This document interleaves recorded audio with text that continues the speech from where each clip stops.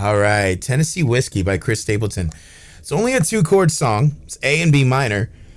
But I'm going to show you a few extra little chords you can put in there on some transitions and stuff to kind of help spice it up a little bit and really bring it to life, especially if you're playing it by yourself or something like that and you just want to add something extra to it. First things first, let's talk about the chords. If you don't know them already, we got an A major. I'm playing it with one finger because we might throw in like an A sus4 or something like that. So it's the 2nd fret of the D, G, and B string. So maybe you play it with 3 fingers.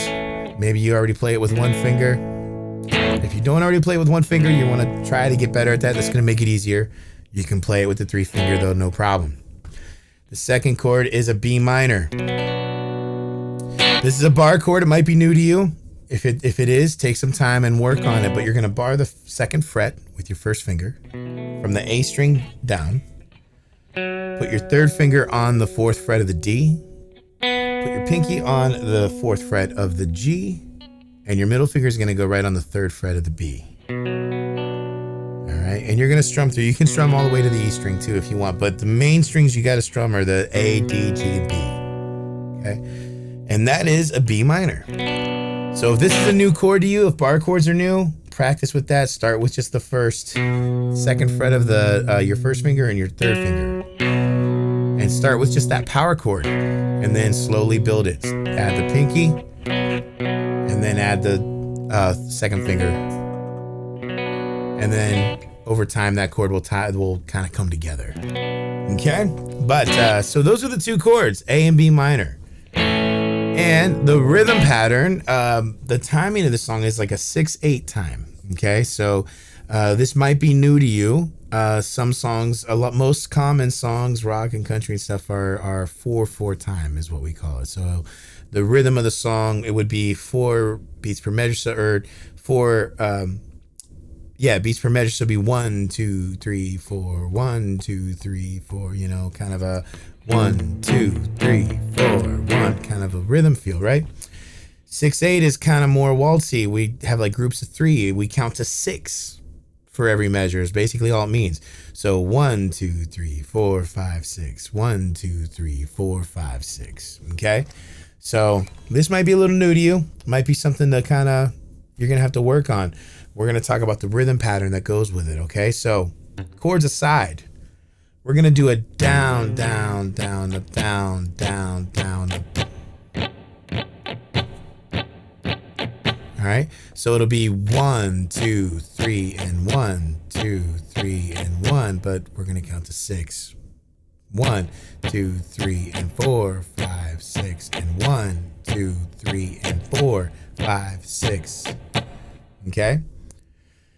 You can start by just practicing down strumming on 1, 2, 3, and 4, 5, 6. 1, 2, 3, 4, 5, 6. 1, 2, 3. Just to kind of get the ball rolling. And then over time, once you get comfortable with that, where you can do it no problem, incorporate that full rhythm where you add those little up strokes in there. 1, 2, 3, and 4. So 1, 2, 3, 4. Hear how adding that just adds some extra feeling to it, okay? Now, we have 8 measures total, 2 measures for A, 4 measures for B minor, and then 2 more measures for A, okay? And that's the whole song. 2 measures for A, 4 for B minor, and then 2 more measures at the end for A. And in that progression just repeats itself over and over again. And it's the same for the verse, the chorus, and over the guitar solos, everything. That is the chord progression. Okay? So once you get it, you'll have it and you'll be able to play the entire song. There's not going to be another one for the verse or for the chorus, or there's no pre-chorus, there's no bridge, there's no nothing to this song that you have to learn in addition. So this is a great one, you know, and it shouldn't take you too long if you follow these steps and just build it together. So let's play the chords in the order that they're going to go in, and then we'll play the rhythm and tie it all together.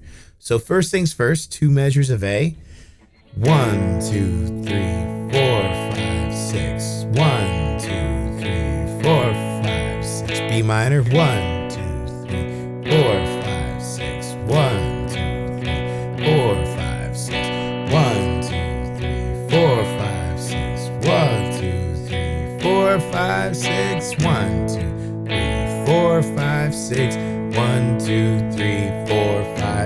and start it over.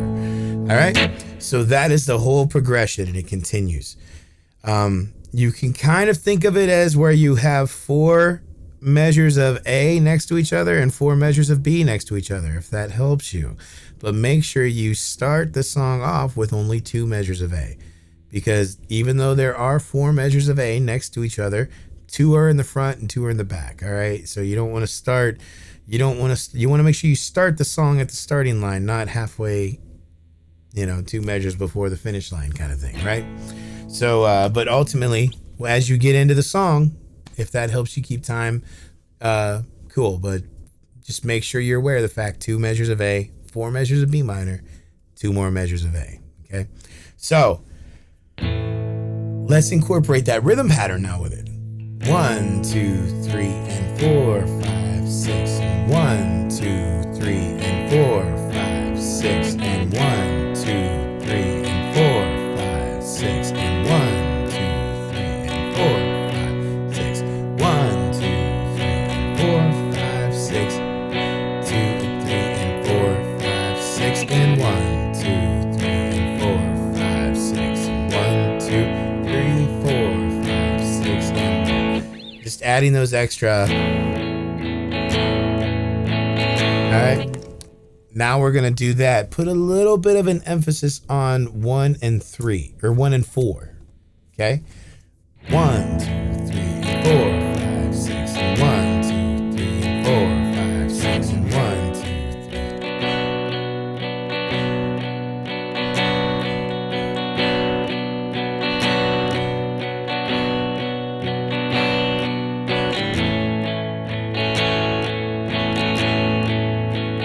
And that just kind of helps keep it flow. Instead of the rhythm just being a monotone,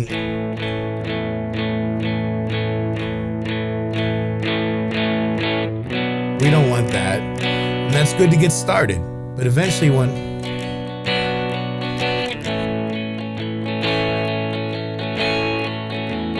it to kind of have more of a feel to it, more dynamic, more, and so forth. So now you're ready to be able to play the song. If you like to sing it and you want to be able to play it while you're singing it, now you're ready to start tackling doing both at the same time if you already know how to sing it.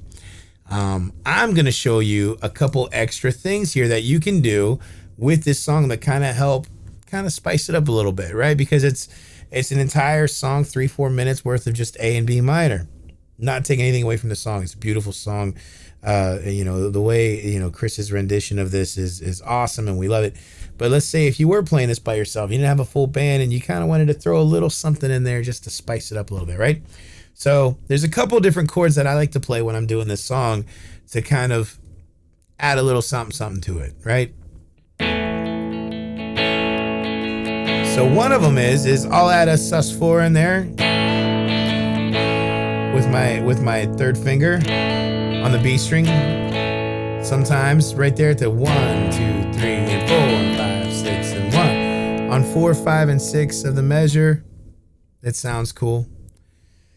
Another thing I'll do sometimes is right before I go to my B minor on the last count of the previous measure, I'll throw in like a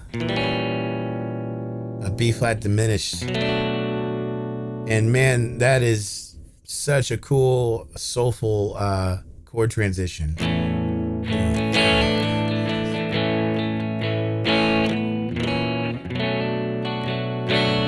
And you can do it up here too. Okay, and that's even kind of easier to do. This can be tricky to do if you've never done this, especially if you're new to diminished chords. So this chord here is 2nd finger's on the 4th fret of the A string. 3rd finger is on the 5th fret of the D. My 1st finger's back here on the 3rd fret of the G. And then my pinky 4th finger is on the 5th fret of the B. All right. Now diminished chords are really cool because they're basically just groupings of tritones, which is every 3 frets. So you can literally move this chord up in groups of 3 and really and make a cool little kind of a chordal run out of it.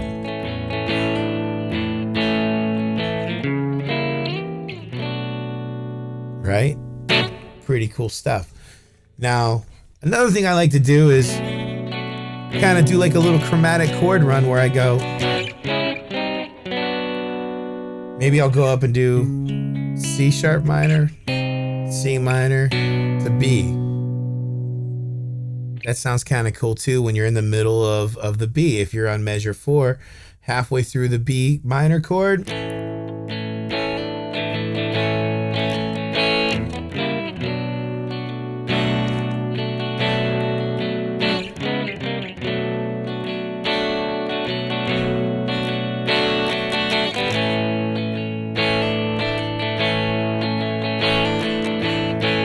so see how it's really coming together and we're doing some cool stuff. And we're not taking away hardly anything from the actual structure of the song, the way it was created and done by Chris Stapleton. We're just throwing in some extra stuff just to kind of spice it up a little bit, just for our own fun and pleasure, if you choose to do so. One more thing that I like to do on it is at the very end, sometimes that low E string over that B minor really helps tie in and build up some extra tension. Maybe even do a B minor 7 and pick up on the pinky over E. That really helps add some really cool flavor to it as well. And it really helps build up